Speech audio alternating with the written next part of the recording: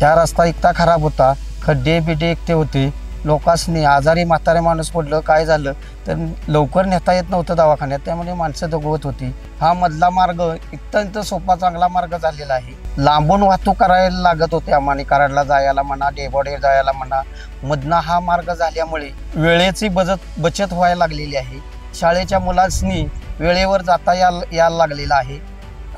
त्यामुळे हा पाण्याचा मार्ग बराचसा 100% मोकळा झाल्यामुळे दोन्ही बाजूने नाली झालो, रस्ता सिंगल रोड होता, आता हा रस्ता डबल लेन झाल्यामुळे ऊसाची वाहतूक चांगल्या उत्कृष्ट पद्धतीने कारखान्याकडे जायला लागलेली आहे।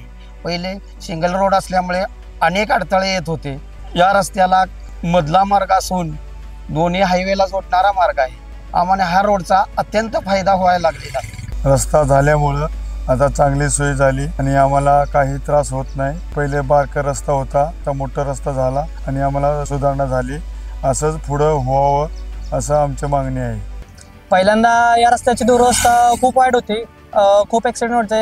ह्या काळात हा रस्ता खूप चांगला केलेला आहे। आता मोठ्या प्रमाणात इथं वाहतूक वर्दळ होतं, लांबचं ट्रॅव्हलिंग होतं, जड वाहनं सुद्धा यावर चांगली ट्रॅव्हलिंग करतात आणि ते शेतकऱ्यांना सुद्धा ऊसाच्या गाड्या वगैरे आधी खूप बंद पडायच्या, त्यामुळे खूप त्रास व्हायचा आणि आता सरकारने खूप चांगली व्यवस्था करून दिलेली आहे इथल्या लोकांना, त्यामुळे इथले शेतकरी सुद्धा आणि ग्रामवासी सुद्धा त्यांना आभार मानतात।